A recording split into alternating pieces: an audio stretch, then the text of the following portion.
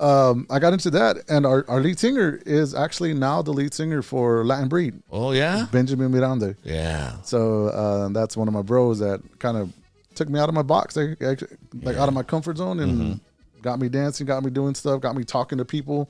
Because I don't like talking. I hate talking, and I wouldn't be able to tell, bro. there's a time and place, man. There's a time and place, but you're a quiet guy. Yeah, I'm just pretty chill. Like, I mean, Tiene la música por dentro. Yes, That's what they there you say. go. You know, that was interesting because you were saying that the Yaqui tribe, they speak more Spanish, and I talked to you in Spanish, right? Like, hey, está bueno, carnal, yo te veo aquí que la chingada. Le dije en el phone, and he goes, English. Please. And I'm like, oh, okay. Oh my gosh. So yeah.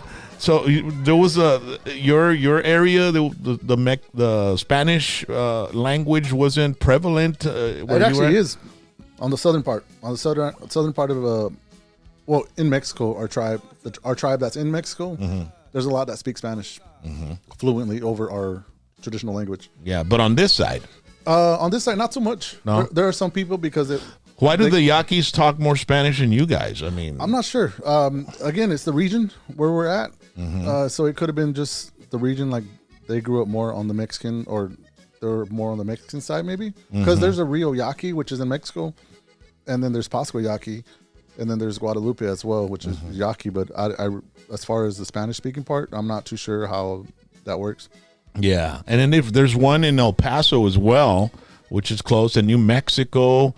And man, it's just it's an amazing culture, and I'm very intrigued with it because it was way part of our our country's history. Right. Yeah. We just talked about that with it. I was talking with Mr. Aaron Holler. We spoke on the phone, and he asked how many tribes, and I was like, I looked it up, and I knew there was 500, but there's 547 recognized tribes in the United States. Wow. And we still here. What is your take on before we get to how you got to San Antonio and all that? What is your take on these sports teams that use Indian logos and stuff like that, and they're tearing them down now? Does it bother you, or does it is it whatever to you, or is it? I see both sides. If people knew the derogatory term, to Redskins, which was supposed to be the white person's way of saying natives covered in blood, so dead. Wow.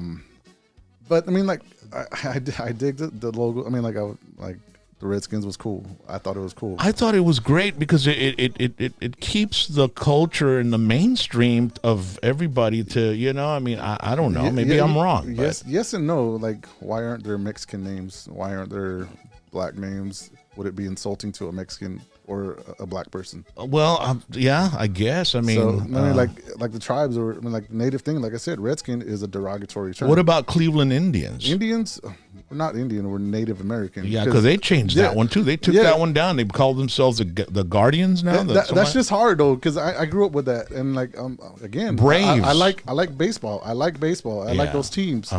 They were some of my favorites, but at the same time, it just sounds weird hearing something Would it else. have mattered if Washington hadn't changed their name to Nationals? Was it Nationals? Yeah, something like that. If they would have kept the Redskin, would it be bothering? Or did it ever bother you? Or do you know anybody that it bothered?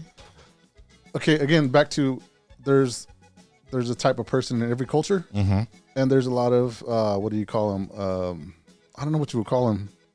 The political part of people, like where activism, activists, yeah. So there's activists in every culture, yeah. So they're gonna stick up for what's their side, and they're the ones raising that voice. But for you, do you see the majority or the minority of the Indian culture really, thinking, did it matter that they had to change or took their name off? It's kind of both. I'm like right in the middle. It's because, like I said, it's a really fucked up derogatory term, but at the same time I grew up with it, so it's like one of those things, and it's weird it's because really messed up, but at the same time it's I don't know, I'm torn.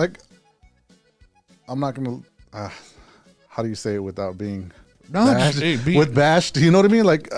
I'm right in the middle. You're neutral. Yeah. If they wouldn't have changed it, you would have been cool with it. Yeah. If they did change it, well, you're cool with it too, because teams change their names, nobody should really be making a big issue about it because the teams, the Brooklyn, those basketball games, they changed. Basketball teams, they've changed their name. The Washington Wizards or the Bullets went to the Wizards because of the murder, and stuff like that. But I don't know. They made a big deal about it. It's really hard. Yeah, it's like to each their own.